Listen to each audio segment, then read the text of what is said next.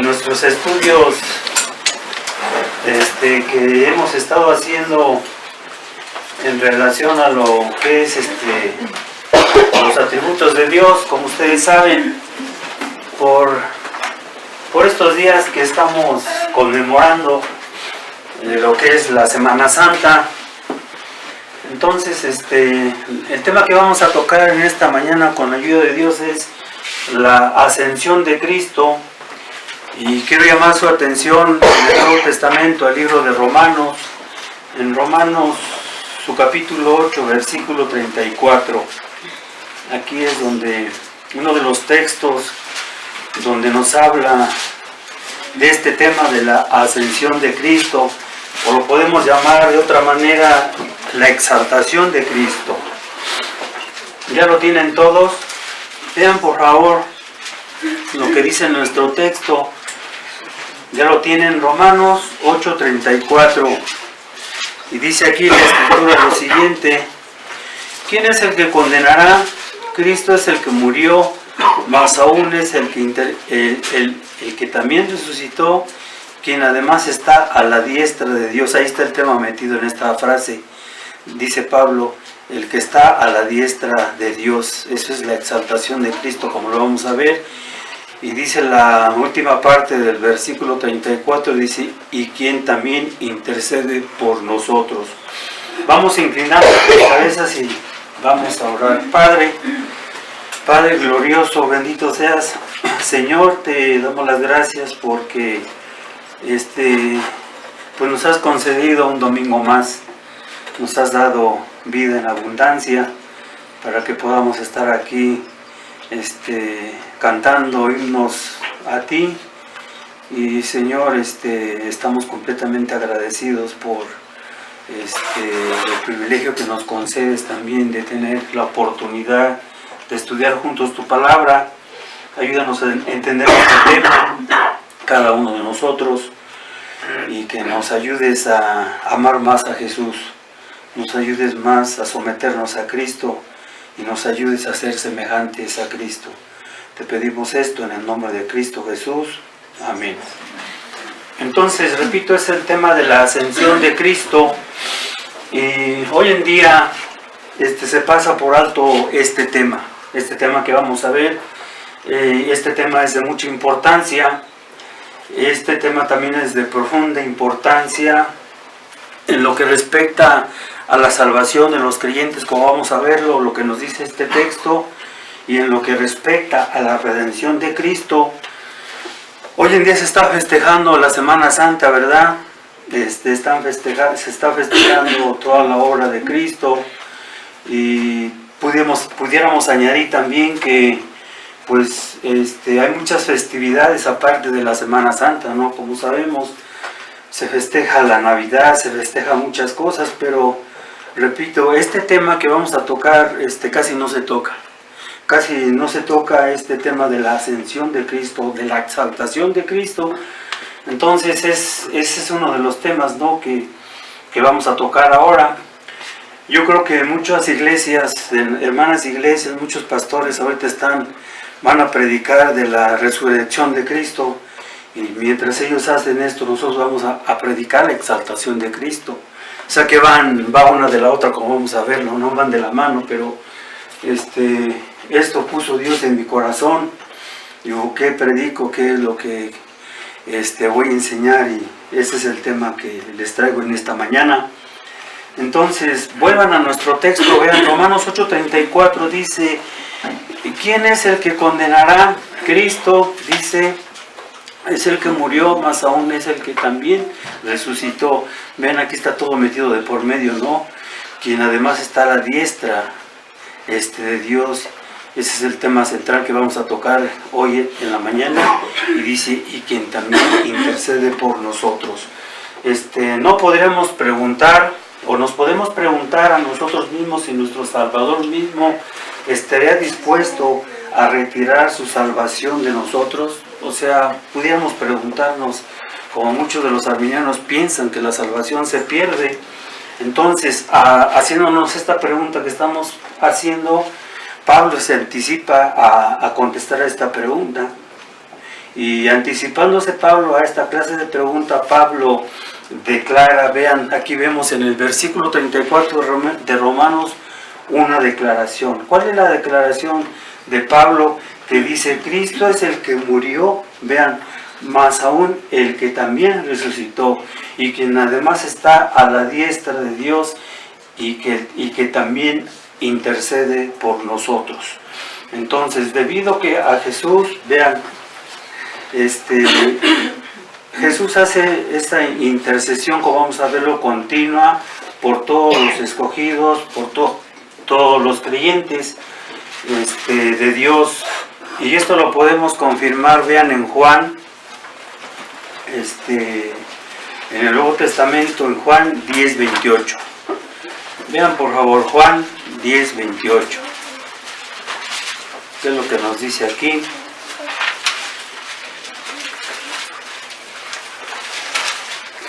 ¿Ya lo tienen? Dice aquí la Escritura, dice, yo les doy vida eterna y no perecerán jamás, y nadie las arrebatará de mi mano. Aquí estamos viendo que Cristo, como vamos a verlo, sigue intercediendo por nosotros, y los escogidos, vean, no pueden ser arrebatados por nadie, es lo que nos dice el texto en Juan. Ahora, si Cristo quitara nuestra salvación, sería como si obrara en contra de sí mismo o anulara su propia promesa. Los arminianos es lo que creen, ¿no? Creen que la salvación, hablando de la salvación, hablando de la vida eterna, ellos dicen que se puede perder. Pero vean, si nosotros pensáramos de esta manera o nos imagináramos de esta forma, entonces sería todo lo contrario, ¿no? Todo lo contrario. Cristo no ofrece una vida espiritual temporal, sino va más allá. Aquí nos dice el versículo, yo les ofrezco vida, ¿qué? Vida eterna. Él no podría conceder, vean, vida eterna y luego quitarnos la vida eterna. Ya no la dio, entonces ahora te la quito, no. ¿Por qué? Porque eso demostraría, vean, que la vida que dio no era entonces eterna, era una vida temporal. Es lo que nos dice el versículo 34, no vuelvan a nuestro texto. Quiero que no se muevan de aquí de Romanos 8:34, porque vamos a estar viendo y viniendo. ¿Qué es lo que nos dice? Empieza con una pregunta, ¿no? ¿Quién es el que condenará? Y ya sabemos, es que nadie, como vamos a verlo, nadie nos va a condenar si estamos en Cristo. Dice Pablo, ¿quién es el que condenará? ¿El diablo? ¿Nuestra conciencia? ¿Nuestros enemigos? O sea, ¿quién es el que nos va a condenar? Nadie. Nadie nos va a condenar. ¿Por qué? Porque dice Pablo, Cristo es el que murió, lo vamos a analizar. Dice más aún, es el que Él es el que murió, más aún es el que también resucitó, quien además dice, está a la diestra de Dios y quien también intercede por nosotros. Entonces aquí lo podemos ver, Pablo revela en este versículo, como vamos a ver, 4 realidades espirituales que nos habla de la salvación para después conducirnos a lo que es la exaltación. Aquí vamos a ver parte de la obra de Cristo. Es interesante verlo, o sea, tardaríamos muchísimos años analizando y viendo toda la obra de Cristo a nuestro favor, pero simplemente nada más a modo grosso vamos a mencionar 4 realidades espirituales de lo que nos dice este versículo, el 34, que protegen bien, vean, que protegen nuestra salvación en la obra y en la persona de nuestro Señor Jesucristo. Y la primera que se nos revela aquí es esta, vean lo que dice, después de la pregunta que menciona el versículo 34, dice, Cristo murió. ¿Qué significa que Cristo murió? Vean, en su muerte Él tomó sobre sí la paga plena por nuestros pecados. ¿Sí? En su muerte Él sufrió la condenación que nosotros merecíamos, pero por la cual hemos sido llamados para que para siempre. Él llevó, Él pagó, Él llevó nuestra culpa y Él fue condenado por nuestros propios pecados. Vean en Romanos, aquí están Romanos 8:1. Si estamos en Cristo, ¿qué sucede? ¿Cómo nos ve ahora Dios? Dice aquí Pablo en Romanos 8:1, dice, ahora pues, vean, el tiempo es presente, dice, ninguna condenación, vean, hay para los que están en Cristo Jesús. Por eso en el versículo 34, cuando dice Pablo, ¿quién es el que nos condenará? Nadie. Si estamos en Cristo Jesús, nadie nos va a condenar y ninguna condenación hay. Dice, ahora, si tú quieres saber si vas a ir al cielo o queremos saber si una persona va a ir al infierno, uno de los textos que nos da la evidencia es Romanos 8:1. ¿Por qué? Porque Pablo dice ahora, no dice mañana, o tal vez, o a lo mejor, o no sé. Tú cuando le preguntas a una persona que no conoce a Dios, le pregunta a usted, ¿irá al cielo? ¿Y qué dicen? Yo no sé, dicen, no tengo esa seguridad, si yo voy a ir al cielo o no. Dicen, alguien sabe, dice, todo lo vamos a saber en un día futuro, en el día final, pero no, ¿qué dice aquí la Escritura tan solo en este texto de Romanos 8:1? Dice, ahora pues lo enfatiza, lo da por sentado, pero ¿en base a qué? En base a que Cristo murió. Ese es el punto, en base a que Cristo murió por nosotros, en base a Él.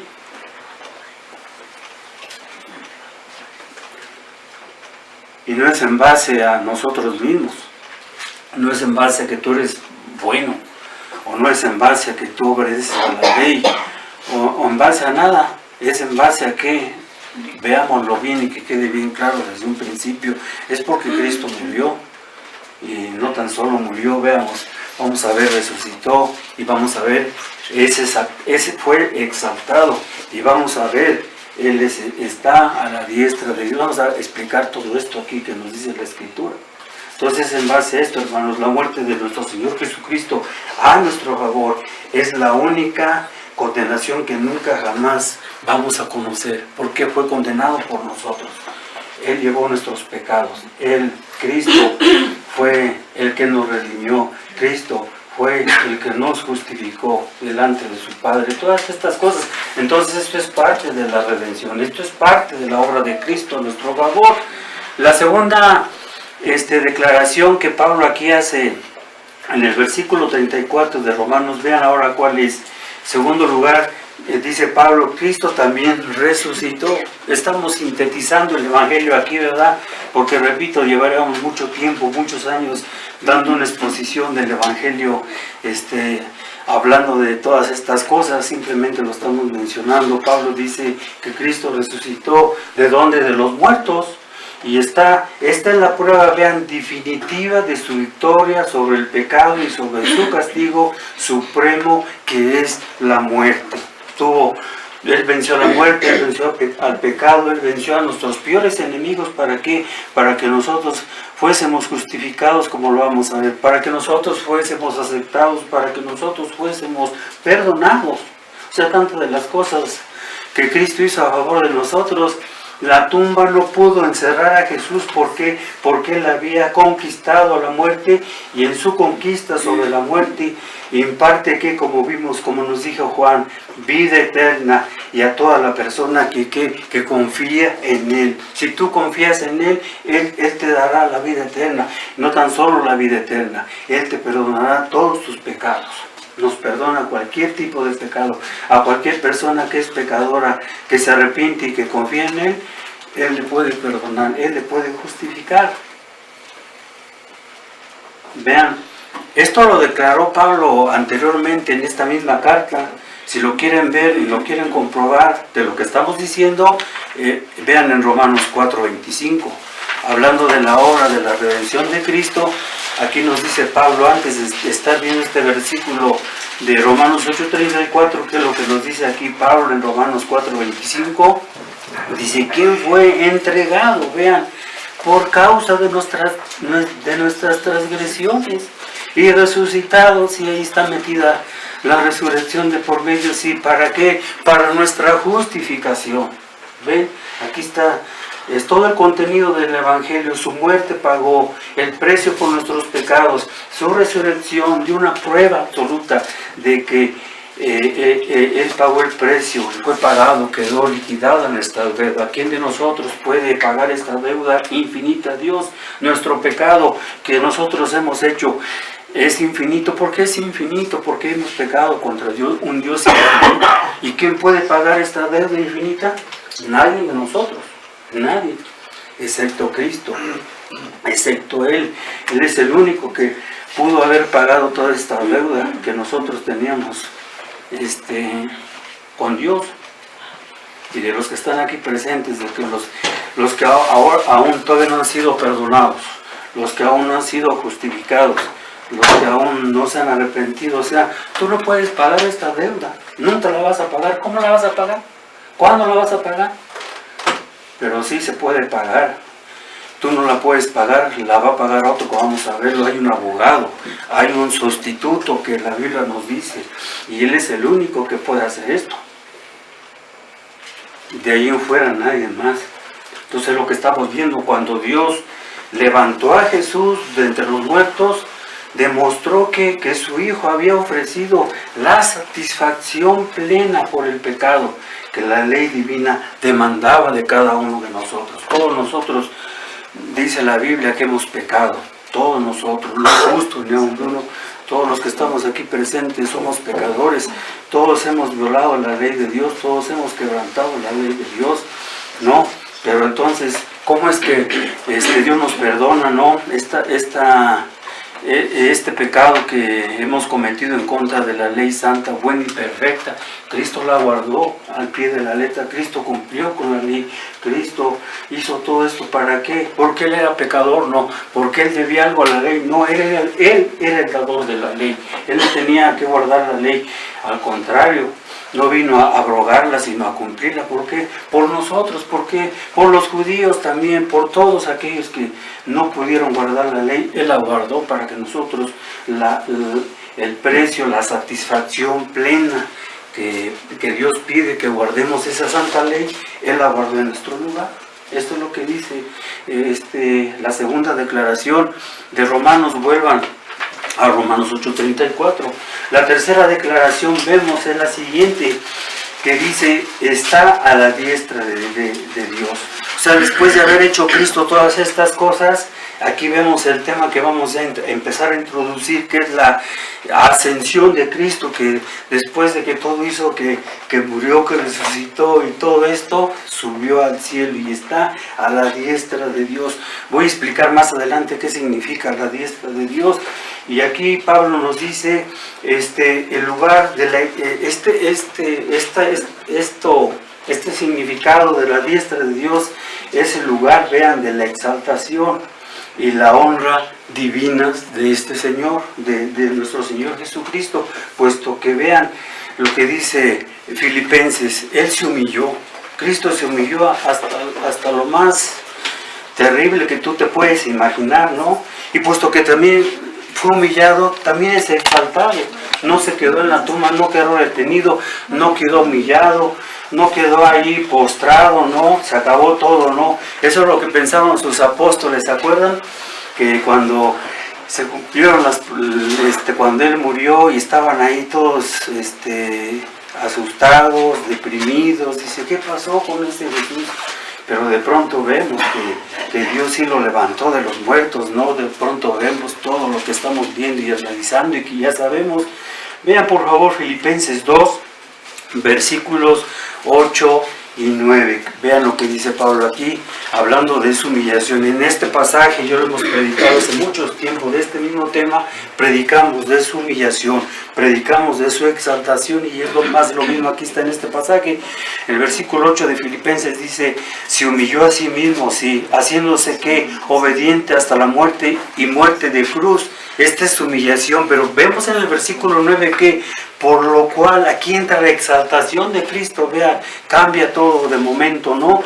Repito, Cristo no queda detenido en la tumba, no queda humillado. El diablo pensaba destruir a Cristo en la cruz, ¿no? Pero fue todo lo contrario, ¿no?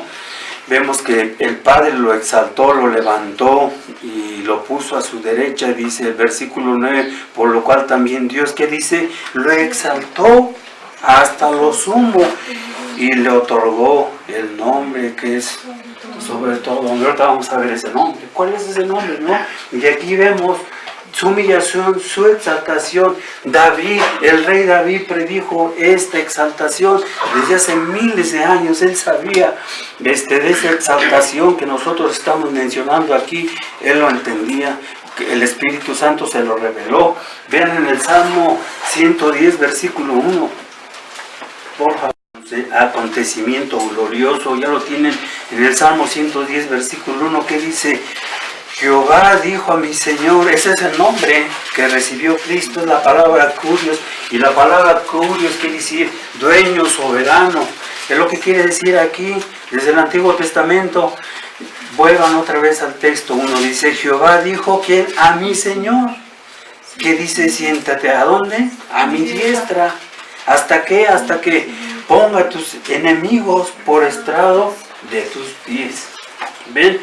David sabía esto, él lo entendía, que Cristo iba a ser exaltado a lo sumo, ¿no? Que no iba a estar en la tumba, que no iba a quedar retenido, que él no iba a estar ahí como todos nosotros los seres humanos, no. Él resucitó al tercer día, y sí resucitó y también fue exaltado, como Dios lo dijo aquí hace muchos años, hace cientos de años, ¿no? En el templo, vea, en el templo, cuando hacían los sacrificios los sacerdotes, vea, en el templo no había lugares para sentarse. Vean, en el Antiguo Testamento los sacerdotes no estaban sentados, no tenían tiempo ni lugar en donde sentarse. ¿Por qué? Porque los sacrificios eran constantemente ejecutados, constantemente los sacerdotes, nunca se terminaba de hacer el sacrificio constantemente, ¿no? Y esto era solamente, vean, una imagen de aquel sacrificio verdadero y único, ¿sí? Y único y perfecto que el Hijo de Dios recibiría algún día. ¿Y cuando fue? En este punto que estamos viendo. Hebreo nos lo explica.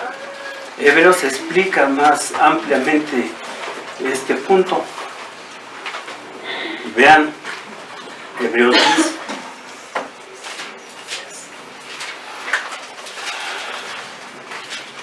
Aquí apuntaba todo esto a lo que estamos viendo. Vean Hebreos 10, versículos 11 y 12. Todo sacerdote se ha presentado día tras día, habla de los sacerdotes del Antiguo Testamento, ¿sí?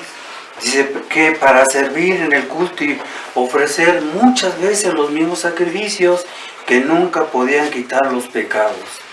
El versículo 12 dice: pero hablando del sacrificio de Cristo, hablando del sacerdocio de Cristo. ¿Qué dice Pablo aquí? Dice: pero habiendo ofrecido que un solo sacrificio por los pecados, ¿en dónde está? Se sentó para siempre a la derecha de Dios, o a la diestra de Dios. Ahí está el punto. ¿No tienen una servilleta por aquí? ¿No? Aquí está. Vean el punto, ¿no? Aquí lo está explicando Pablo, todo esto, toda la obra redentora de Cristo, todo el sacrificio de Cristo, y después de haber trabajado constantemente desde que entró a este mundo, desde que vino a este mundo, hasta su exaltación. ¿Quieres comparar este versículo? Vean ahora Hebreos, por favor, en el mismo libro de Hebreos, su capítulo 1, versículo 3, nos dice más de lo mismo, de esta exaltación de nuestro Señor Jesucristo, que dice aquí: Él es el resplandor, Él es Cristo, de su gloria, la expresión exacta de su naturaleza. Está diciéndonos Pablo que Cristo es Dios, y quien sustenta que todas las cosas con la palabra de su poder. Y cuando había hecho la purgación de nuestros pecados, ¿qué pasó? Se sentó a la diestra. ¿De dónde? De la majestad en las alturas. ¿Ven? Ahí está el tema todo metido de por medio de lo que estamos hablando. La cuarta declaración, vuelvan a Romanos 8:34. Vamos a ver qué nos dice más Pablo en este versículo de Romanos 8:34. La cuarta declaración es que Cristo está ahorita a la diestra del Padre. Allí está, como vamos a ver qué es lo que está haciendo. Está interviniendo. ¿Por quiénes? Por nosotros, dice Pablo. Vean, en Romanos lo tienen, Romanos 8:34, ¿qué es lo que nos dice aquí el apóstol Pablo? Vuelvan a leerlo todo, dice, ¿quién es el que condenará?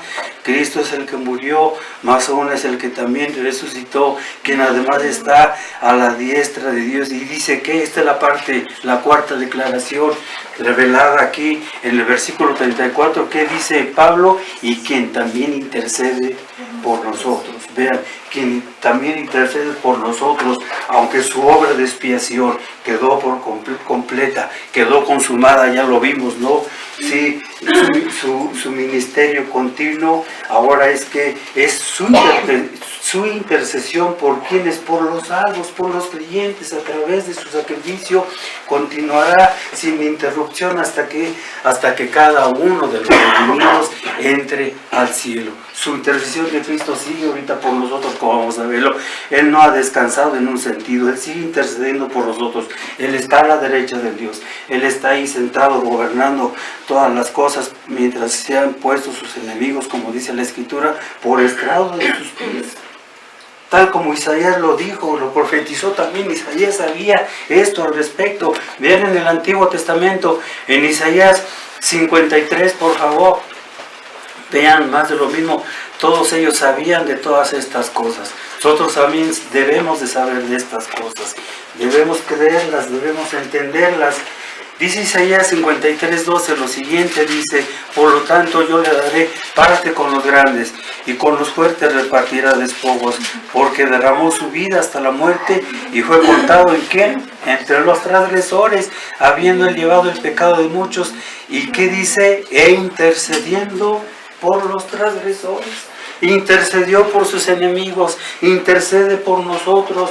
¿Se acuerdan cuando estaba siendo Cristo crucificado? Que le dijo, Padre, no les tomes en cuenta este pecado. ¿Por qué? Porque no saben lo que hacen. No saben lo que hacen ellos. Intercedía constantemente por sus enemigos. Ahora intercede por su pueblo. Como vamos a seguirlo viendo. Vean en Hebreos 7:25 más, por favor. Hebreos 7:25. ¿Qué nos dice Pablo respecto a esta intercesión de nuestro sumo sacerdote? En Hebreos 7:25 dice aquí lo siguiente: por esto también puede salvar por completo a los que por medio de él que se acercan a Dios, puesto que vive para siempre. ¿Para qué? Para interceder por ellos. Para interceder por cuáles ellos, por los creyentes, por los elegidos, por su pueblo, por sus hijos, por ellos únicamente, ¿no? Ahora aquí lo vemos, si nosotros entendemos, escucha bien, si nosotros entendemos, si nosotros comprendemos que Cristo murió en la cruz para salvarnos del pecado, entonces entendemos lo que significa ser salvos, entendemos qué significa la salvación, compréndanlo. Esto es, si entendemos qué es lo que pasó en la cruz, podemos entender, escucha bien, la salvación y podemos estar seguros que somos convertidos, que somos salvos. Si creemos que Dios nos amó, vean, a tal punto cuando nosotros todavía éramos pecadores, perdidos, impíos, que envió a su Hijo a morir en la cruz para acercarnos a Él. Si lo entendemos bien, somos salvos. Somos salvos. Pregunta, ¿cómo podríamos creer que después de ser salvos su amor no sea lo suficientemente fuerte para mantenernos salvos? ¿Cómo poder dudar de este amor? No apunté el texto, pero hay un texto que dice, los amó hasta el fin. ¿Hasta cuál fin? Hasta la cruz, hasta el último momento. Se entregó por ellos. No hay ninguna duda, no podemos dudar del amor de Cristo, ¿no? Que excede a todo conocimiento. No lo podemos entender, no lo podemos comprender. Si Jesús tuvo poder para redimirnos de la esclavitud del pecado, la pregunta surge ahora, ¿cómo podría carecer de poder para preservarnos, para guardarnos en toda su obra perfecta? O sea, no cabe la idea, no cabe la duda. No debemos de dudar de este Señor, no debemos de dudar de su amor, no debemos nada al respecto. Ya no nos queda eso, hermanos. Bueno, yo digo para los que estamos más avanzados, ¿no? Si tú apenas estás iniciando en el camino de la vida cristiana, probablemente tendrás tu razón, pero para los que ya estamos un poco caminados en este asunto de la salvación, de todas estas cosas, ya no debe de haber ninguna duda al respecto. Claro que van a llegar dudas, claro, sí, pero que dudemos del amor de Dios. Tú podrás dudar del amor de tu esposa, ¿no? Podrás dudar del amor de tu esposo, podrás dudar del amor de cualquier otra persona, pero dudar del amor de Cristo, no se puede, no debe de ser así. Debemos estar firmes en este amor, en todas las cosas que Él hizo a favor de nosotros. Cristo, el sumo sacerdote perfecto, ofreció un sacrificio, vean, perfecto, para hacernos perfectos. Por ende, negar, vean, la seguridad del creyente equivale a negar la suficiencia de la obra de Cristo. Si nosotros negamos esto, decimos, su sacrificio no sirve para nada, no sirve, eso no funciona. Pero nosotros, repito, no podemos negar este sacrificio, el único sacrificio perfecto que nos lleva a Dios. Él es el único. Entonces, no debe de haber ninguna duda, no debe de haber nada al respecto. Debemos de dudar de nosotros mismos, sí, porque Él es fiel y nosotros somos infieles. Él hizo todo lo necesario. ¿Para qué? Para llevarnos a Dios. Negar, vean, la seguridad del creyente equivale a qué? A entender mal, vean, el corazón de Dios. Eso equivale a esto, entender mal el don de Jesús, vean, entender mal su significado, entender mal el significado de la cruz, entender mal el significado bíblico de la salvación. Esto no debe de ser así, no debemos entender mal estas cosas, todo lo contrario, que deben de quedar afirmadas, deben de quedar remachadas en nuestra vida. Debemos entender bien esto, que no hay ninguna duda al respecto. Incluso cuando pecamos, vean, después de ser salvos, tenemos un abogado. Y aquí quiero hacer una aclaración, que no haya confusión, porque muchos malentienden esto que voy a decir. Y muchos de los enemigos de la cruz piensan que tenemos licencia para pecar. Eso no es cierto.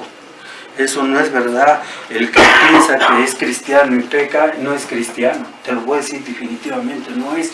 Esto es el punto, ¿no?, que aquí vemos. Vean 1 de Juan 1:9. No es como tú piensas, no es como tú te imaginas. Vean lo que dice aquí 1 de Juan 1:9, que dice: si confesamos nuestros pecados, Él es fiel y justo para perdonar nuestros pecados y limpiarnos de toda maldad. Vean, aun cuando pecamos, Él nos perdona. Vean, el creyente verdadero cuando peca, no peca deliberadamente. El creyente verdadero cuando pecamos, no estamos como antes cuando pecábamos en el mundo, ¿no es cierto? Todos los que venimos de Egipto pecábamos gustosamente, alegremente, en contra de Dios, ¿no? Aunque no lo conocíamos, pero ahora, si nosotros pecamos, tenemos esto, ¿no? Este abogado que intercede por nosotros. Y vean aquí mismo en 1 de Juan, capítulo 2, versículo 1, que nos dice: hijos míos, estas cosas os escribo para que no pequéis. Vean, para que no pequemos. Aquí está la prueba. No tenemos que pecar. Claro que vamos a pecar, pero no necesariamente, ¿sí? Y si alguno peca, ¿qué dice? Abogado, tenemos delante del Padre a Jesucristo, que dice el justo. Vean, o sea, hasta este punto, es Salvador para cada uno de nosotros. Esto es lo que vemos aquí, que nos dice la Escritura, ¿no? Cuando pecamos, vean, nuestro Señor Jesucristo intercede a nuestro favor y acude a nuestra defensa en contra del diablo, como yo lo dije hace un rato, en contra de nuestros enemigos, de cualquier enemigo, cualquier otro que traiga una acusación en contra de nosotros. Él sabe defendernos si en verdad que no hemos pecado, porque muchas veces, repito, el diablo acusaba constantemente a Martín Lutero: tú eres un hombre pecador. Sí, yo soy un hombre pecador, pero Martín Lutero se apegaba a la obra de Cristo, ¿no? Cristo es el que murió, es el que me perdonó, es el que intercede por mí, él acudía a Cristo, ¿no? Y por otro lado decía, sí, estaba consciente, estaba tranquilo en este aspecto, Martín Lutero y todos nosotros, ¿no? Muchas veces pensamos que nuestra conciencia nos acusa, otros nos acusan, pero muchas veces las acusaciones son falsas, ¿no? Bueno, cuando es verdadero, sí, hay veces que hacemos cosas que no tenemos que hacer y nos acusan, eso sí, ya ahí está, es otra cosa diferente, pero cuando las acusaciones son falsas, como en el caso de Job y el diablo, ¿no? Como le acusaba, también era más de lo mismo, pero aquí vemos que Cristo aún, su intercesión hasta donde llega con cada uno de nosotros y nos ayuda, vean, nos defiende de nuestros enemigos. Ve lo que dice también Romanos 8:33, vean en Romanos 8:33, qué es lo que nos dice aquí de esto. Dice Romanos 8:33, ¿quién acusará, vean, a los elegidos de Dios? ¿Quién va a acusarlos? Y la respuesta a esta pregunta es nadie. En el día del juicio ahora nos acusan, ahora nos juzgan, ahora nos critican, ni saben, pero ni en el día del juicio se va a levantar alguien en contra del hermano Tomás o del pastor Moisés, le va a decir, sí, estos hombres fueron unos hipócritas, y en realidad va a decir Cristo, no, eso no es así, o pongan el cualquier otro creyente, no va a pasar así. Dice Pablo, ¿quién acusará a los escogidos de Dios? Dice Dios es el que justifica, Dios ya los ha justificado, Dios ya los ha perdonado. O sea, si Dios ya nos ha perdonado, hermanos, no hay nadie que nos condene, nadie, ni en esta vida, ni en la venidera. Repito, a veces otra vez vuelvo a la conciencia, ¿no? Mi conciencia me acusa, mi conciencia me traiciona, mi mente me traiciona, mis pensamientos, ¿no? Pero si tú eres un creyente verdadero, lo que tú tienes que hacer es empaparte más de esta obra de Cristo, aplicarla a tu vida, como lo hemos estado viendo, ¿no? Aquí está la enseñanza, aquí está la práctica, no de una manera intelectual, sino de una manera espiritual. Hay otros versículos que nos hablan más de esto, ¿no? De que Cristo sale a nuestra defensa. Por ejemplo, ven en 2 de los Corintios, 2 Corintios, capítulo 9, versículo 8. Aquí nos dice más cosas. ¿Ya lo tienen? ¿Qué dice aquí Pablo ahora? Dice, y poderoso es Dios ¿para qué? Para hacer que abunde en vosotros, ¿qué dice? Toda gracia, a fin de que teniendo siempre en todas estas cosas todo lo necesario, abundéis, ¿qué dice? Para toda buena obra. Ahora vean en el libro de Hechos 7, versículos 55 y 56, ¿qué es lo que nos dice más al respecto aquí? De que Dios se fija, Dios intercede, Dios está viendo qué es lo que las personas hacen a su pueblo, no está nada más, ¿cómo quiero decirlo? A él no penséis que no le importa, ¿no? Lo que Dios no vayan a pensar que a Dios no le importa lo que nos hacen a nosotros, no, sí, está muy interesado, más de lo que tú te imaginas. Y aquí está un ejemplo, ¿no? Que vamos a ver del primer mártir, de la primera iglesia, en la antigua iglesia, en aquel entonces, Esteban, ¿no?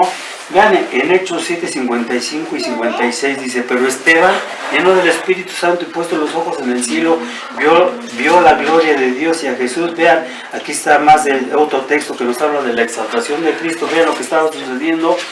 Dice, y a Jesús que estaba, vean, ahora dice, de pie a la diestra de Dios. Y dijo, he aquí, veo los cielos abiertos y al Hijo del Hombre de pie a la diestra de Dios. ¿Qué está pasando aquí? Hay muchos versículos que dicen, los que hemos visto hablando de la exaltación de Cristo, que Cristo está a la diestra de Dios. Hace muchos años, ustedes lo conocieron, a Humberto Hassi Jr. me hizo esta pregunta. En este pasaje, es el único pasaje donde se ve que Cristo está de pie. ¿Sabías eso? ¿No lo habías notado? Aquí dice, Él está de pie.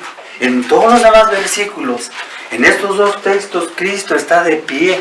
Está a la derecha de Dios, sí, pero en otros textos no los apunté. En todos los demás textos, después si quieres te los paso, dice que está sentado, pero aquí está de pie. ¿Por qué está de pie? ¿Qué significa que Cristo está de pie aquí?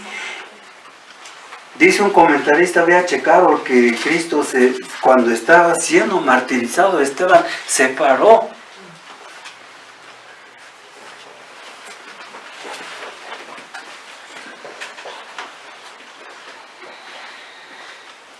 Se puso de pie.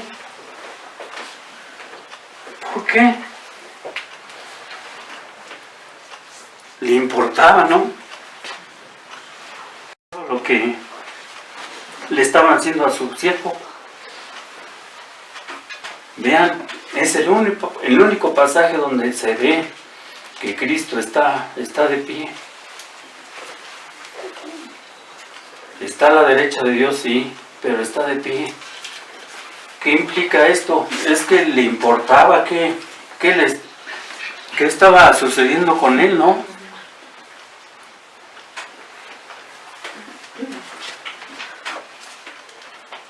Vean, o sea, sí le importa a Dios, a Jesús, lo que sucede con su pueblo.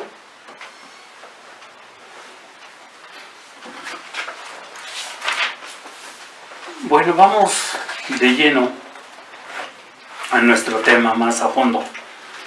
Vean, hablando de esta ascensión de Cristo, sin embargo, es un acontecimiento, vean, de profunda importancia en la salvación. Ya lo dijimos, en nuestra salvación. Es muy importante en el tema de la redención que Cristo ha hecho con su pueblo. Y señala el momento, vean, cumbre de la exaltación de Cristo antes de su segunda venida. Es lo que estamos viendo y vamos a ver.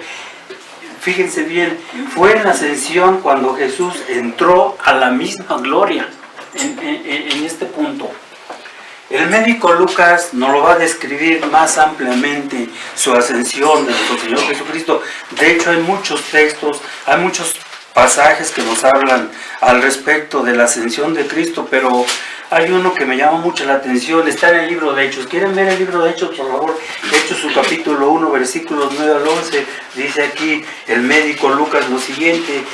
Hechos 1, 9 al 11 dice, después de decir esto, y mientras ellos, o sea, los discípulos, le veían, Él fue elevado. Vean, ¿qué estaban viendo? Que Cristo ya se iba, ¿no? Él fue elevado Jesús, vean, en una nube le recibió ocultándole de sus ojos de ellos. Versículo 10 dice, como ellos estaban fijando la vista en el cielo mientras Él iba, o sea, Cristo se iba hacia el cielo, he aquí dos hombres vestidos de blanco se presentaron junto a ellos y les dijeron, hombres galileos, ¿por qué os quedáis de pie mirando al cielo? Este Jesús que fue tomado de vosotros arriba al cielo, vendrá de la misma manera como lo habéis visto ir al cielo. ¿Qué está sucediendo aquí? ¿Qué está pasando aquí? Vean, observamos que aquí Jesús partió en una nube. Sí, dice el texto, se fue en una nube, sí. Y probablemente, vean, esta nube es una referencia a la Shequina. Es una referencia a la Shequina, a la nube de la gloria de Dios. Vean, esto es lo que estamos viendo aquí, esto es lo que significa aquí, la Shequina suprema, el resplandor, de cualquier otra nube, o sea, es mejor que cualquier resplandor. Esta nube no es una nube común, no es como las nubes que vemos aquí. Tú has de pensar, no, si se fue en una nube como estas, no tiene nada que ver con esto. Nada, no tiene nada que ver como cualquier otra nube. Vean, era la manifestación visible de la gloria esplendorosa de Dios.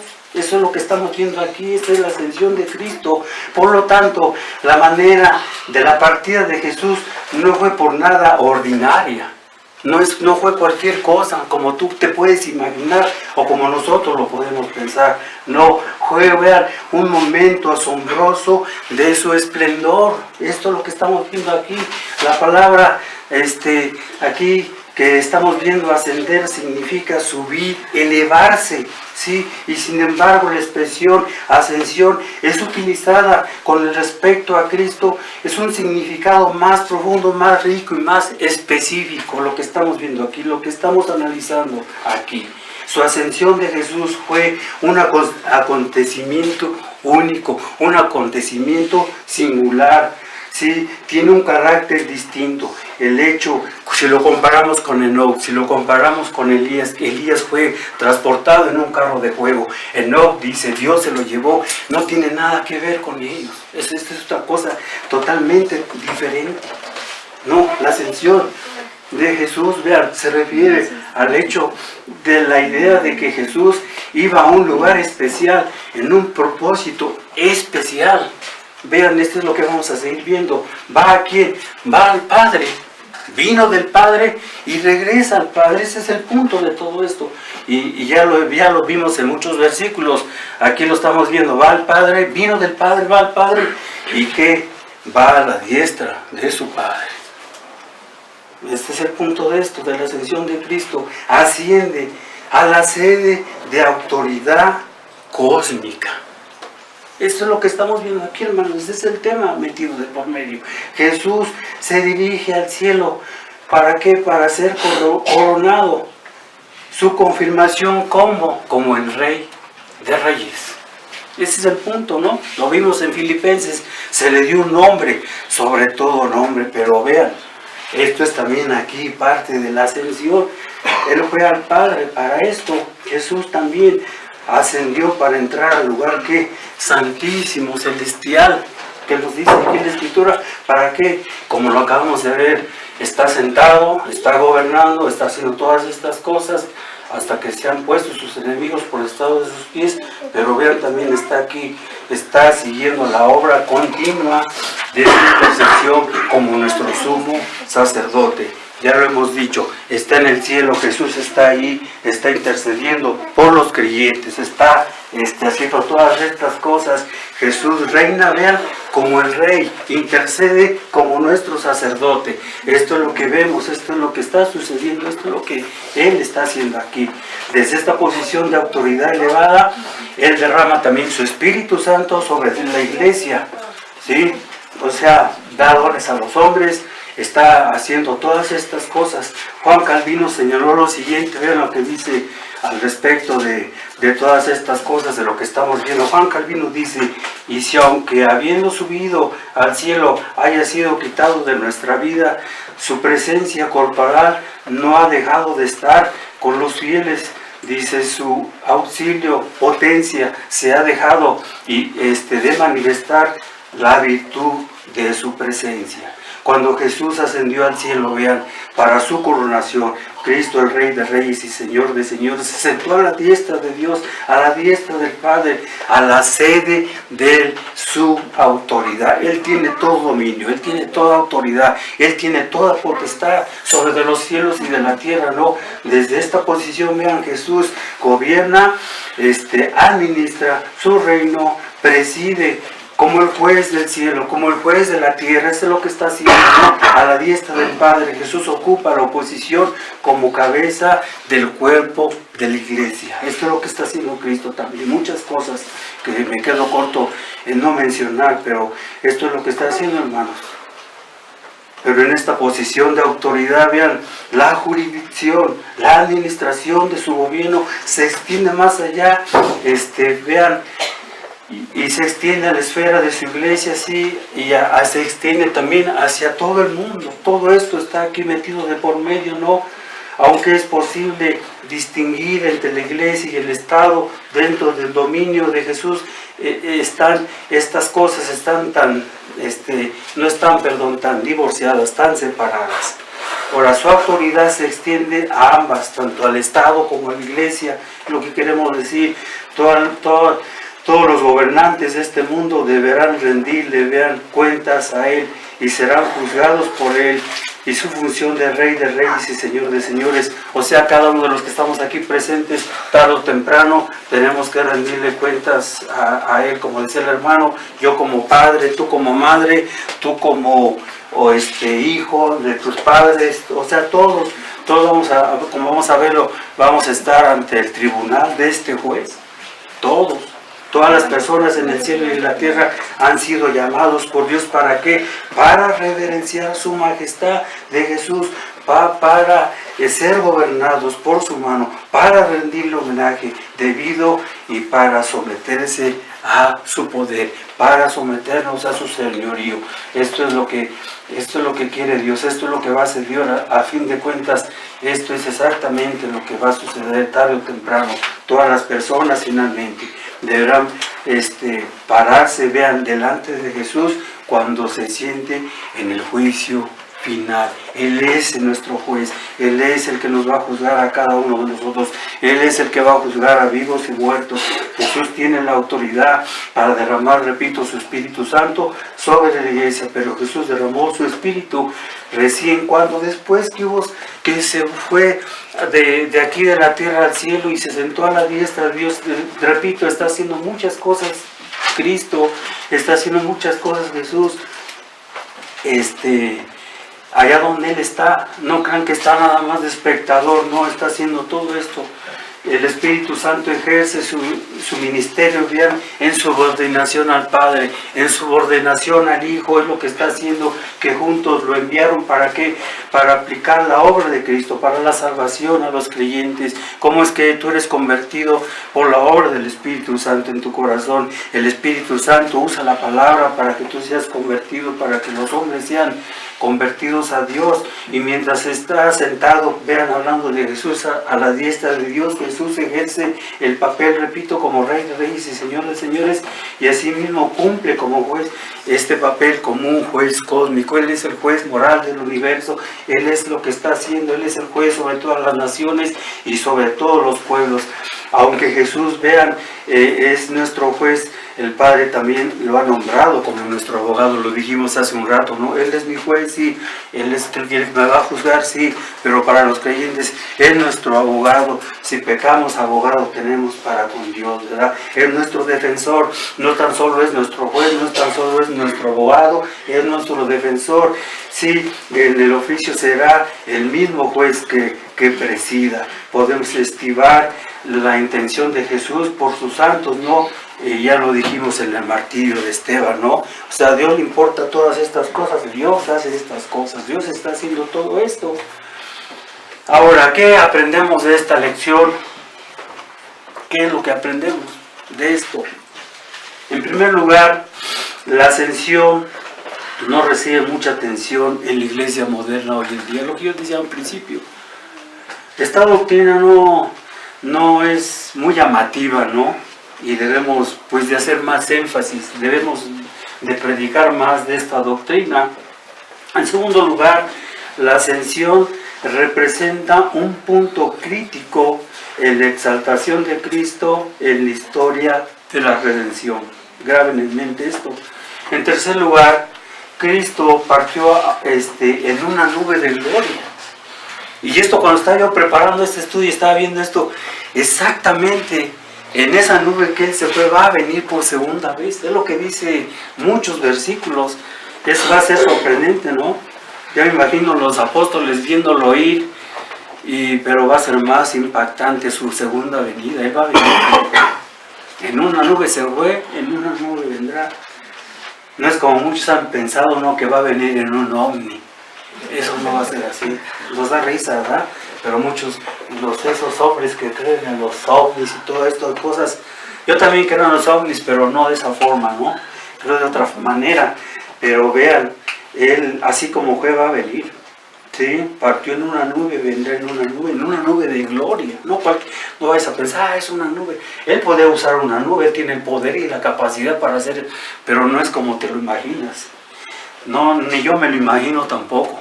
Yo tampoco, pero lo veremos. O sea, todos los que estamos aquí lo vamos a ver, sin alguna duda, cuando Él venga.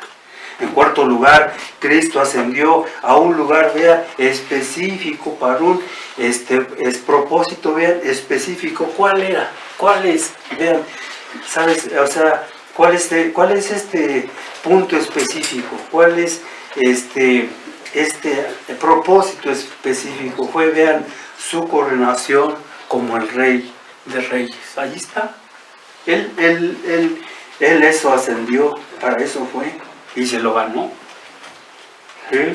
En quinto lugar, su ascensión, Cristo entró a desempeñar su papel, como ya lo hemos visto, también como sumo sacerdote celestial, y se sentó a la diestra de Dios, a la sede de la autoridad cósmica. En sexto lugar, de una posición a la diestra de Dios, Jesús autoriza, derrama su espíritu en el día de Pentecostés y hasta el día de hoy. Y Jesús también, vean, en séptimo lugar, es nuestro abogado, es nuestro defensor. Sí, todas estas cosas, todo esto es lo que está haciendo. Y repito, si tú quieres añadir más al estudio, puedes hacerlo en tu mente, ¿no? Puedes decir, también por esto, también por aquello, por todo esto. Esto es lo que aprendemos de esta lección, de todo esto, lo que Cristo hizo y cómo es que fue al cielo y está sentado a la diestra de Dios. Ahora vamos a ver versículos para enfatizar más el tema de esta ascensión. Por ejemplo, el mismo médico Lucas nos va a decir más al respecto de esta ascensión de nuestro Señor Jesucristo. Lo podemos ver en Lucas 24, por favor, versículos 50 al 53. Vean, Lucas 24, capítulo 24, versículos 50 al 53. En el contexto y en el pasaje, repito, es la ascensión de Jesús al cielo.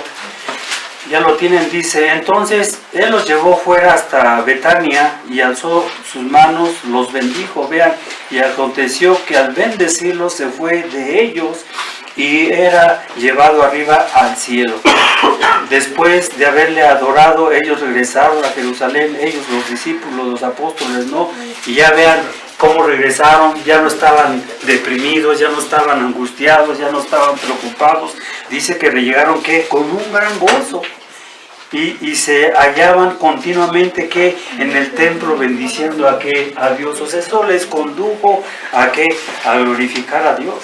Si hablamos del día de Pentecostés, como Pedro, ¿verdad? Aquel que le negó, decíamos con el hermano Ricardo, después de que le negó y después de que veía todas estas cosas, Pedro se desanimó. Pedro dice, no, esto ya no pasó nada, yo me vuelvo a ser pescador. Y ya cuando ve a Cristo, le dice, no, tú ve y predica. Y vemos en Hechos 2, ¿no? Se para como un león y predica, y hubo un avivamiento, ¿no? ¿Cuántos se convirtieron? 3,000 personas en ese sermón de Pedro. ¿Pero por qué? En base a esto, hermanos, en base a toda la obra de Cristo y específicamente en base a su ascensión. Aquí traigo Romanos 8:34, ya lo analizamos superficialmente, no voy a profundidad. Pero ahora vean Romanos 14, más adelante, que nos habla más de esto que estamos estudiando. Romanos 14, versículos 7 y 8, nos dice lo siguiente. Dice, porque ninguno de nosotros vive para sí y ninguno muere para sí. Pues si vivimos para el Señor, vivimos. Y si morimos para el Señor, morimos. Así que si vivamos o muramos, ¿somos de quién? Del Señor. Somos de Él, le pertenecemos a Él. Y vean Hebreos rápidamente, Hebreos 9.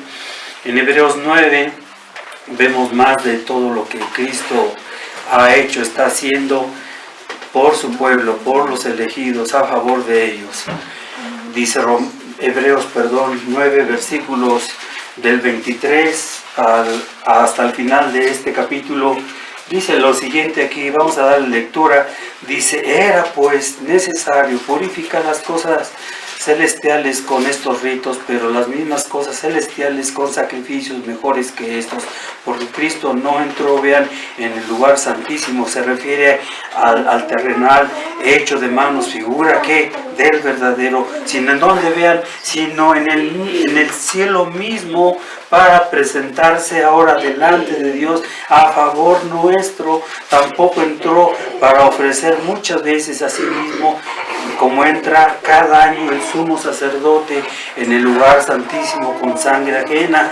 De otra manera le habrá sido necesario padecer muchas veces desde la fundación del mundo. pero ahora vean, Cristo se ha presentado una vez para siempre en la consumación de los siglos para quitar que el pecado mediante el sacrificio de sí mismo. Entonces, tal como está establecido que los hombres mueran una sola vez y después el juicio, vean, así también Cristo fue ofrecido una sola vez para quitar los pecados de muchos. La segunda vez, ya sin relación con el pecado, aparecerá, vean, para salvación a los que le esperan. A los que le esperan. Entonces, este es el tema de hoy. Este es nuestro tema que estamos viendo. Entonces, para los creyentes, vean, esto nos sirve de mucho. Tenemos que meditar más en esta obra de nuestro Señor Jesucristo. Esto nos ayuda a cada uno de nosotros a valorar más esta obra, a valorar más su persona, a valorar más de lo que Él hizo por nosotros. A veces nosotros estamos afanados en tantas cosas de este mundo, pero hermanos, nosotros debemos de poner nuestra mira en esta obra de nuestro Señor Jesucristo. Más ahora, ¿no?, que acaba de pasar toda esta semana, que está por transcurrir la famosa Semana Santa, que Dios llama la atención a todos los hombres en todos los lugares, ¿no?, como dice el libro de Hechos. O sea, llama una y otra vez la atención Dios a que todas estas cosas fueron una realidad, a que todo esto que Cristo realizó fue cierto, no fue algo que fue allá en lo oculto, en la antigüedad y que nadie se dio cuenta, no, tiene un propósito todas estas cosas. ¿Para qué? Para nosotros volvernos a recordar de dónde nos ha sacado Cristo, que si no hubiera sido por su sacrificio, por su obra perfecta, nosotros estuviéramos ya en cadenas de oscuridad, cada uno de los que estamos aquí presentes, de los que decimos ser creyentes. Y eso no hay ninguna duda al respecto. Hablando de la muerte es sorprendente, ¿no? La muerte llega en cualquier momento. La muerte nos sorprende a todos nosotros, y cuántas veces nos salvamos de la muerte, de una enfermedad, de cualquier cosa, pudiéramos cada uno de nosotros decir y atestiguar de que pudiéramos haber muerto. No me van a dejar sin mentir, ¿no? Si lo analizáramos, si lo viéramos, de hecho, repito, cada uno de los que estamos aquí ya no estuviéramos. Pero ¿por qué estamos aquí? Es por Dios, es porque Él tiene un propósito para nosotros. Y el propósito más grande, ¿cuál ha sido? Ha sido el que nos ha salvado, el que nos ha perdonado nuestros pecados, dice la Escritura. ¿Sí? ¿Cuántos ya partieron de este mundo? ¿Cuántos ya están en el infierno? ¿Cuántos ya están ahí condenados para siempre y nunca van a salir de ahí hasta que paguen el último cuadrante? ¿Cuántos? Millones y millones de personas. ¿Y no te has preguntado tú por qué tú no? ¿Tú no te has preguntado, ¿y por qué yo no? ¿Por qué yo no he muerto? ¿Por qué Dios me perdonó a mí? Yo no puedo entenderlo, no puedo comprenderlo. Entonces esto es lo que nos conduce a esta doctrina, todo el Evangelio, toda la obra de Cristo, especialmente este tema de la ascensión de Cristo, todo lo que Él hizo. Él no fue fracasado, Él no fracasó. ¿Se acuerdan que una vez, me acuerdo que he predicado aquí de este tema, y que allá en esa, ya no está, pero antes estaba, había en una pared de una casa, pintaron a Cristo como derrotado. Está sentado, está su cruz en el suelo, y están a un lado tanques de guerra, drogadictos, muchas cosas. Pero ¿qué nos indicaba esa imagen? Esa imagen indicaba que el sacrificio de Cristo fue un fracaso. Eso es lo que indicaba eso. Yo lo veía en la universidad y dije, ¿por qué escribieron eso? Y ya después dije, ya sé cuál es el significado que esta persona quiso transmitir a través de este dibujo que ella pintó ahí en su casa. Sí, es un dibujo, vean, que representaba a Cristo como su sacrificio vano. pero nosotros sabemos de lo que hemos visto y hemos leído que su sacrificio no vano, o sea, el estar sentado a la diestra de Dios, el haber resucitado, el haber hecho todas estas cosas, es porque es una realidad y Él pudo vencer, repito, a nuestros mayores enemigos. Él es la única salvación, Él es el único Señor, Él es el único Salvador, Él es mi Señor, Él es al que me tengo que someter todo el tiempo que yo esté aquí de mi vida. A Él le tengo que entregar mi vida, a Él me tengo que someter. ¿Por qué? Porque Él me compró. Yo como lo vimos, no, ya no nos pertenecemos a nosotros mismos, hermanos, ya nosotros, ya no, de aquí en adelante no conocemos a nadie en la carne, a nadie conocemos, excepto a Cristo, excepto a Él. Él nos compró, Él nos redimió, ¿para qué? Para Él, para que le sirvamos, para cumplir sus propósitos aquí en este mundo. También Él cumplió la voluntad del Padre, Él vino con un propósito específico y lo logró. Así nosotros también como creyentes tenemos nuestro propósito, estar aquí en este mundo, pero ¿cuál es el propósito? El propósito es obedecerle a Él, a hacer todo lo que nos ha mandado. Lo que dijo el Padre cuando Cristo estaba siendo bautizado: este es mi Hijo amado, en el cual me complazco. ¿A quién? A Él oí, no a los profetas en un sentido, no a los apóstoles, no a los otros predicadores, los más, no. ¿A quién tenemos que oír? A Jesús, a Él seguirle, a Él tenemos que someternos, seguir sus pisadas, seguir su ejemplo, seguir todo si somos creyentes verdaderos. Y para finalizar, para los que no son creyentes, ¿tú qué tienes que hacer? ¿En qué te beneficia esta doctrina a ti? ¿Qué puedes aprender? ¿Tú qué puedes hacer? Bueno, lo que a ti te corresponde ahora es ver que Él es todo, ¿no? Lo decíamos, Él es el Rey de Reyes. Aquí hay reyes, ¿no? Aquí hay señores que se les llama, ¿no? Don fulano de tal, ¿verdad? Le dicen, aquí hay don fulano, ¿verdad? De tal señor. Pero este es diferente, dice el pastor Moisés, se cuece aparte. Pero este Señor, vean, es Señor, sí, pero también va a ser el juez de cada uno de nosotros. Y si tú no te arrepientes, Él te va a juzgar, Él te va a condenar. ¿Por qué?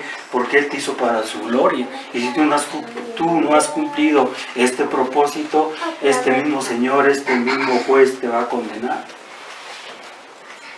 Por más que escapemos, por más que tú te vayas, por más que escapes, dice David, no, si yo me fuere hasta el infierno, Él está ahí. Dios está ahí en su ira. Ahí está. ¿O a dónde te quieres escapar de Dios? Muchos quieren escapar de la realidad. Muchos quieren el escapismo, no quieres, no, ahorita no tengo tiempo, denme chance después, no. Es hoy. Quieren escapar de la realidad, no quieren poner los pies sobre la tierra, no quieren ser realistas. Dicen que nosotros los cristianos no somos realistas, somos los más realistas. Cristo es realista, Dios es real. El que no eres real eres tú. Tú vives en un mundo de tus imaginaciones. Piensas que tú escaparás del juicio de Dios, dice Pablo. No, nadie va a escapar. Y debemos dar gracias a Dios que todavía está abierta la puerta de la gracia de Dios. Esto me recuerda cuando Noé estaba haciendo el arca, 120 años predicándoles a esos hombres antidiluvianos: entren al arca, vengan a Dios. No era tanto al arca, el arca era un tipo de Cristo, es a Dios. Pero ellos no creían que Dios los iba a juzgar. Ellos no pensaban que la ira de Dios iba a venir. Dice, no, nunca ha llovido. Tú Moisés, tú estás loco. Le dice, ¿cómo va a llover? Ya sabemos, ¿no? Entonces lo que ahorita está abierta, la puerta de la gracia está disponible para que tú vengas. No te engañes a ti mismo. Y al oír este estudio, dale gracias a Dios que te da este tiempo, de que estás aquí. Repito, tú ya no estuvieras aquí, cada uno de nosotros ya no estuviéramos aquí. Lo que tenemos que hacer ahora, si Dios nos ha permitido venir ahora y reconocer a este Señor, a este Dios, y por más negros que sean tus pecados, por los pecados más imperdonables, si se pueda decir, Cristo los perdona. Él perdona todo tipo de pecado. Hay personas que dicen, no, es que tú no me conoces, tú no sabes lo que yo he sido, tú no sabes lo que he hecho. Sí, yo no lo sé, pero Cristo lo sabe. Y si Cristo lo sabe y Él te dice que te arrepientas y Él te perdona, ¿por qué tú no vas a Él? ¿Por qué tú no vas a Él? Entonces esto es lo que también aquí podemos ver, ¿no? Lo vimos que Él murió para esto, para perdonar nuestros pecados. Si Él no hubiera muerto, entonces no tuviera nadie de nosotros perdón, nadie de nosotros fuéramos absueltos, todos fuéramos condenados. Pero gracias al amor de Dios que envió a su Hijo a morir, a hacer propiciación por nuestros pecados, el hecho de que tú no vayas, el hecho de que tú estés en tu rebeldía, eso aumenta más tu condenación. Ven, debes de rendirte a Él, debes de someterte a Él, porque aquel que no se somete a Él, que no acude a Él, su peor pecado, ¿sabe cuál es? O sea, tú puedes tener una lista de pecados, yo no sé cuántos sean y cómo sean, pero uno de los que encabezan la lista de pecados es la incredulidad. Dice Apocalipsis, dice muchos versículos, que el principal pecado de todos es la incredulidad, de que el hombre no crea en Dios, de que el hombre no acepte esta obra de Cristo como su sacrificio. Vean, el mismo Hijo de Dios, el mismo Dios encarnado se hizo hombre y fue crucificado. Todo lo que hizo, ¿para qué? Para salvarte y perdonarte. ¿Se te hace poco eso? ¿Es poco esta cosa lo que Él hizo? Y muchas personas menosprecian este sacrificio. No lo debemos de menospreciar. Tú no debes de menospreciar este sacrificio. Todo lo contrario. Pídele a Dios que abra tus ojos y que tú puedas ver en realidad quién es aquel que vino a morir por ti. Él no estaba obligado, vean, a dejar a su trono. Él no estaba obligado a dejar a su padre, a romper con esta relación de padre-hijo por venir a salvarnos. ¿Cuántos ejemplos hay de la oveja perdida? ¿Cuántos ejemplos hay en la Escritura que nos habla que Cristo, para que lo podamos entender, para que lo podamos ver, para que tú lo puedas comprender? ¿Qué más tú necesitas para que Dios te hable y te diga? Dios no va a bajar, ya vino. Ya se fue y va a venir, sí, pero ahora, ¿qué más necesitamos para ser salvos? Está todo hecho. Cristo dijo, consumado es. Cuando dijo consumado es, todo desde su nacimiento a lo que estamos viendo, hasta su exaltación, Cristo lo hizo todo al pie de la letra. O sea, no faltó nada. A Cristo no le falta nada. Él es completo. Tú eres incompleto. Tú no puedes salvarte a ti mismo. Por eso tú debes depender de Él. Debes acudir a Él. No le debes de menospreciar. Ay de aquellos que desprecian al Hijo de Dios, dice el Salmo, dice, no te atengas a su ira. Es como decía, a mí no me importa que caigan sobre de mí los judíos. Eso fue lo que hicieron con su Mesías, ¿no? ¿Qué dijeron cuando les decían, aquí está su Mesías? No queremos que este reine, no queremos, no es, crucifíquenle, ¿no? ¿Y qué dijeron? Lo peor, se echaron la soga al cuello cuando dijeron, su sangre sea sobre de nosotros y sobre de nuestros hijos. ¿Y tú quieres hacer lo mismo? No sabes ni en la que te metes, no sabes ni lo que estás diciendo. Es una locura espiritual, es un suicidio espiritual lo que tú estás pensando, lo que tú estás cometiendo hasta el día de hoy. Mientras las personas no vayan a Cristo, mientras tú no vayas a Él, tú estás cometiendo un tipo de suicidio espiritual. ¿Sí? Entonces lo que tú tienes que hacer ahora, ir a Él. ¿Por qué no prueban? ¿Por qué no prueban a Él? ¿Por qué dudan de Él? O sea, lo decíamos hace un rato, ¿no? Ustedes pueden dudar de nosotros, yo te lo acepto y no puedo discutirlo. Puedes dudar de otras personas, puedes dudar de tu papá, de tu mamá, de tus parientes, de tus vecinos, de cualquier persona, ¿no? Pero dudar de Jesús, dudar de Cristo, que Él te puede perdonar tus pecados, por más negros que sean, como dice Isaías, si fueran rojos como el carmesí serán emblanquecidos como la blanca lana. No lo entiendes, no lo crees, no lo aceptas. ¿O crees que fue un mito? ¿Crees que Cristo fue una ciencia ficción? ¿O crees que Cristo, como muchos lo pintan, no es como la Biblia lo dice? ¿Por qué no investigas? ¿Por qué no pruebas si en verdad Dios existe, si Él existió o no. Yo te recomiendo, hay libros, hay evidencias de que Cristo es Dios. Era hombre, sí, pero Dios también. Algo que mucha gente no puede entender, ¿verdad? Pero el Dios encarnado, el Dios verdadero, el Hijo del Hombre que hizo todo lo necesario, repito, para que algún día estuviéramos con Él y para que Él, por medio de su sacrificio, repito, fuéramos perdonados. Tú de lo que hagas, tus obras que tú hagas, en tus obras que tú confías, ¿cuál obra puedes hacer? ¿En cuál obra puedes confiar? La Biblia dice que no hay ninguna obra que el hombre pueda hacer para ser salvo. La Biblia nos dice que no hay nada en que podamos agradar a Dios. Todas nuestras obras, dice ella, son como trapos de inmundicia delante de Él. Entonces, ¿tú qué puedes hacer para ganar el cielo? ¿Tú qué puedes hacer para merecer este perdón? Nada, nadie de nosotros. Si así fuera, Cristo no hubiera venido. Si nosotros pudiéramos salvarnos a nosotros mismos, porque somos fuertes, porque somos inteligentes, porque somos, bueno, hay personas que es increíble, ¿no? Si hablamos de los alemanes, sangre ariana, como Hitler pensaba, ni eso, no tenemos ese tipo de sangre. La única sangre que tenemos, si tú eres un impío, es sangre adánica, no es sangre ariana.